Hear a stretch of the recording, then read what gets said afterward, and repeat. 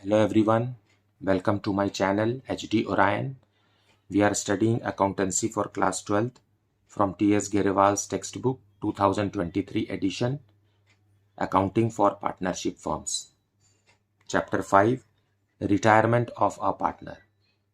And in this video, we will study questions related to when one or more of the remaining partners gain or sacrifice. So let us see the related questions from the textbook. So let us see the topic when one or more of the remaining partners or partner gain. Fine. इसका मतलब ये है कि retiring जब कोई भी partner retire हो जाता है तो उसके हिस्से का जो प्रॉफिट का पोर्शन है वो कंटिन्यूइंग पार्टनर्स को मिलता है, तो वो गेन ही कर रहे हैं. कंटिन्यूइंग पार्टनर्स को गेन ही होता है, लेकिन सबको गेन हो जरूरी नहीं है. कोई पार्टनर को कोई ना गेन होता है ना सेक्रीफाइस होता है. किसी पार्टनर को गेन होता है और किसी पार्टनर को सेक्रीफाइस भी करना पड़ता है, क्योंकि new profit sharing ratio old ratio ना होकर के कुछ नया रेशियो होता है. तो ऐसे में तीनों संभावना हो सकती है कि किसी पार्टनर ने गेन किया है और किसी पार्टनर ने गेन नहीं किया है, मतलब सेक्रीफाइस किया है, और किसी पार्टनर को कोई भी फर्क नहीं पड़ा है, ना तो उसने गेन किया है ना सेक्रीफाइस किया है. उसका पोर्शन ऑफ प्रॉफिट पहले जैसा था अभी भी वैसा ही है. सो इसी बात को ध्यान में रखते हुए इन क्वेश्चंस को डिजाइन किया गया है. So let us see that what is the scenario in question number 19. M, N and O are partners in a firm sharing profits in the ratio of 3:2:1. Goodwill has been valued at rupees 60,000. On N's retirement, M and O agree to share profits equally. Pass the necessary journal entry for treatment of N's share of goodwill. Now यहाँ इस question में देखिए, retiring partner N के जाने के बाद, मतलब middle partner के बाद न्यू रेशियो बनना चाहिए था 3:1, लेकिन ये ना होकर के न्यू रेशियो सजेस्टेड है इक्वली 1:1, तो चेंज हो गया. ओल्ड रेशियो अब कंटिन्यूइंग पार्टनर्स का चेंज होकर के 1:1 हो गया. As a result gaining ratio जो है वो ओल्ड न्यू रेशियो नहीं हो सकता. गेनिंग रेशियो न्यू रेशियो नहीं हो सकता. फिर यहां संभावना ये हो जाती है कि गेन भी हो सकता है, सेक्रीफाइस भी हो सकता है, नो चेंज भी हो सकता है. सो हम गेनिंग रेशियो कैलकुलेट करेंगे, जिससे पता चलेगा कि एक्चुअल में गेन हुआ है तो कितना. सो सॉल्यूशन 19 और हमारे पास है M:N:O और इनका रेशियो है 3:2:1. अब N रिटायर हो रहा है. सो बच कौन गए? कंटिन्यूइंग पार्टनर्स आर M&O और इनका रेशियो 3:1 होना था, लेकिन क्वेश्चन में दिया हुआ है इक्वल है, मतलब 1:1 है. So we will calculate gaining ratio, that is new ratio minus old ratio for partner M first. New ratio is how much? 1/2 minus old ratio is how much? 3/6. That is equal to LCM will be 6. 2 multiplied by 3 that is 6, and therefore 3 से multiply करेंगे. 3 minus 3 that is equal to 0. And for O it is new ratio is 1/2 minus old ratio is 1/6. LCM is 6. 2 multiplied by 3 is 6, so 3 को 1 से multiply करेंगे, सो आएगा 3 minus 6 1 जा 6 multiplied by 1 is 1, that is equal to 2/6. हम यहाँ gaining ratio calculate कर रहे हैं और पूरा का पूरा गेन किसको हुआ है? O को हुआ है. सो रिटायरिंग पार्टनर N को जो भी गुडविल देना है वो गेनिंग पार्टनर ही देगा, मतलब O को ही पूरा गुडविल का पैसा देना है. तो इसे ही हम जर्नल एंट्रीज में रिकॉर्ड करेंगे.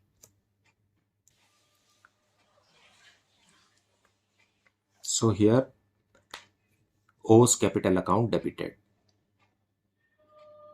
O's capital account debited to retiring partner N's capital account. And the amount of goodwill is how much? As given in the question, goodwill has been valued rupees 60,000. This 60,000 is the firm's goodwill. And therefore, retiring partner's goodwill will be how much? 60,000 into his portion, that is 2/6. 2/6 उसका n का हिस्सा है 2/6 मतलब 1/3, 1/3 is ₹20,000। So 20,000 rupees हम goodwill इसको दे देंगे।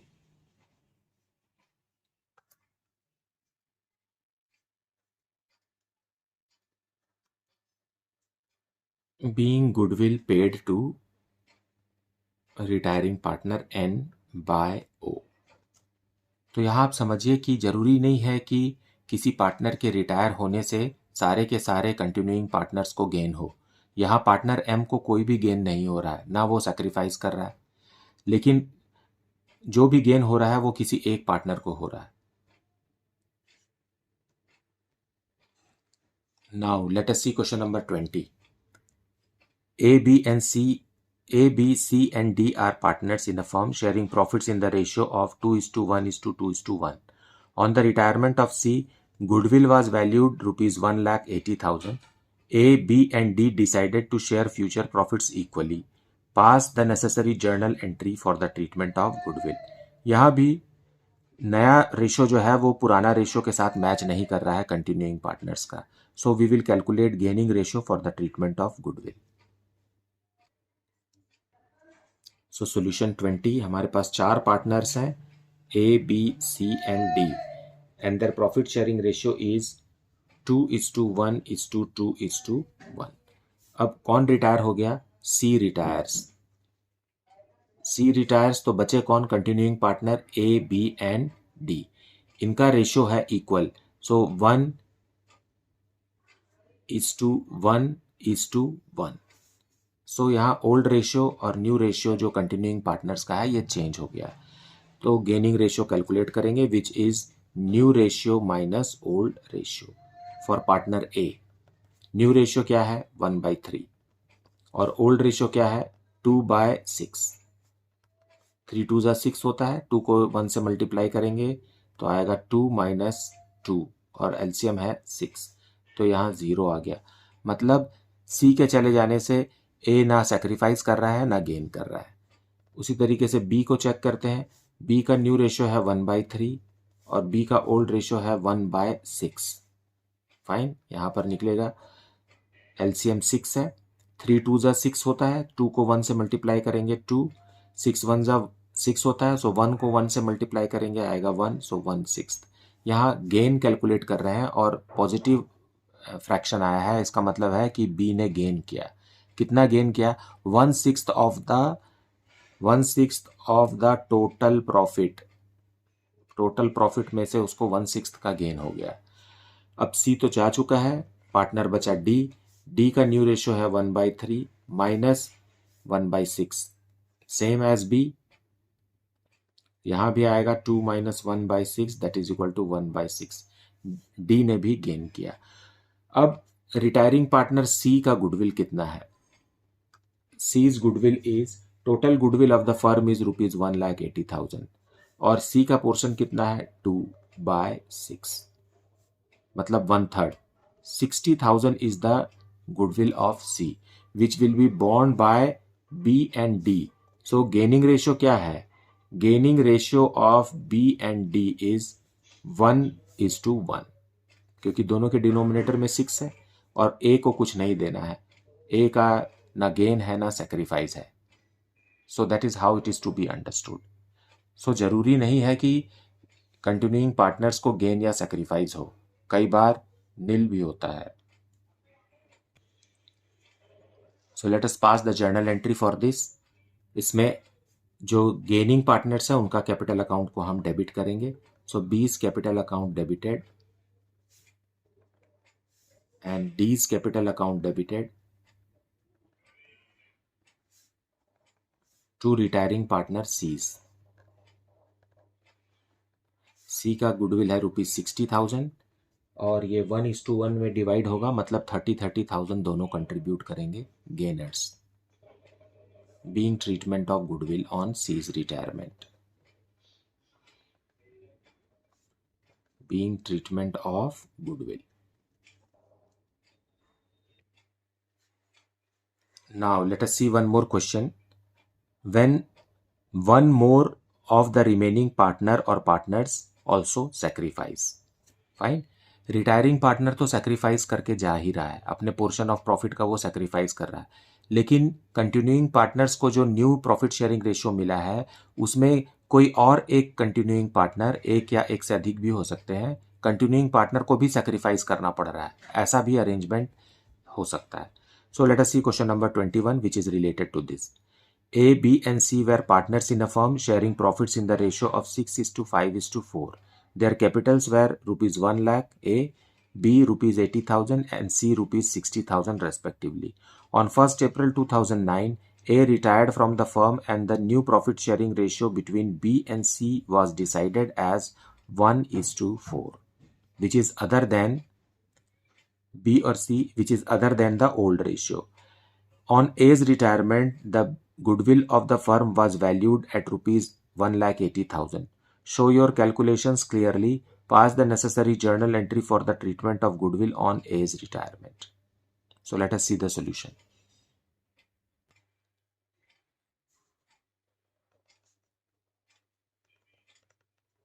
A, B, C are the three partners and their ratio is 6:5:4.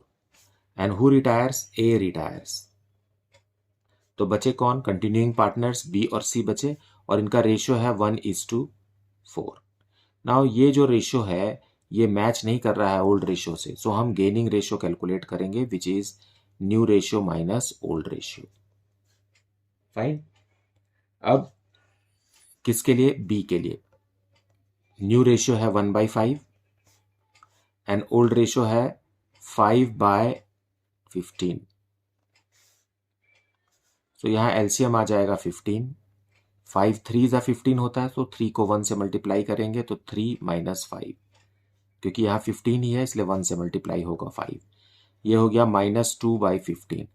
हम कैलकुलेट कर रहे हैं गेनिंग रेशियो बट आ गया माइनस, इसका मतलब यहाँ सेक्रीफाइस हो रहा है. सो नए अरेंजमेंट में be a continuing partner is also sacrificing. So in favour of home? In favor of the other partner C.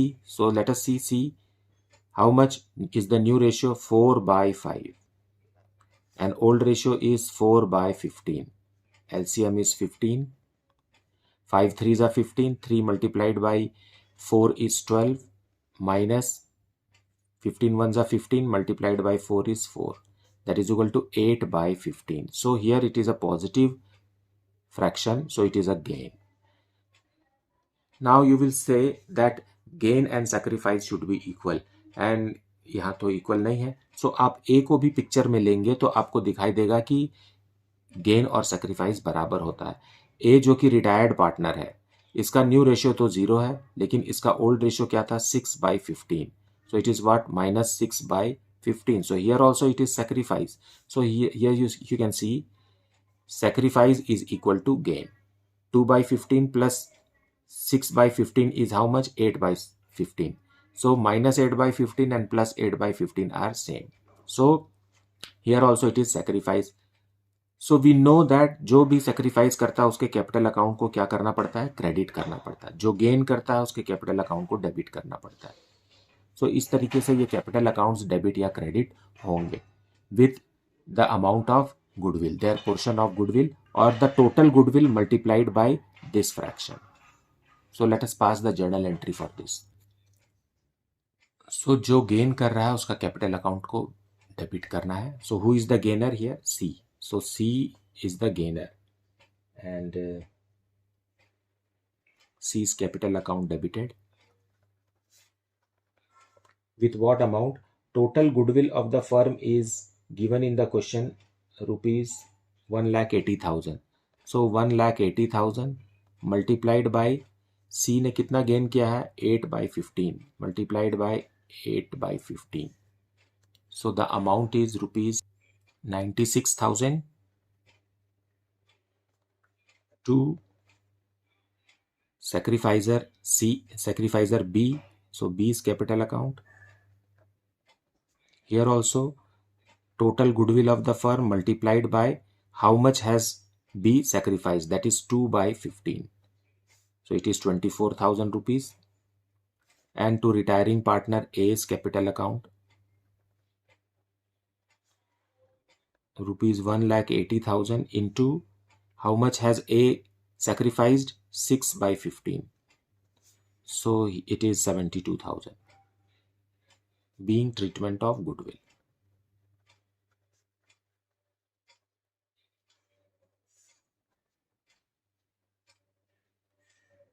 So this is how the topic is to be understood, and I hope that the concept is clear to you now. And I also believe that you have watched this video. You have also watched the previous videos in this channel so that you are benefited from this. If you like the video, share it with your friends and subscribe the channel. Thank you so much for liking, subscribing and sharing this channel. Thank you so much for watching this video.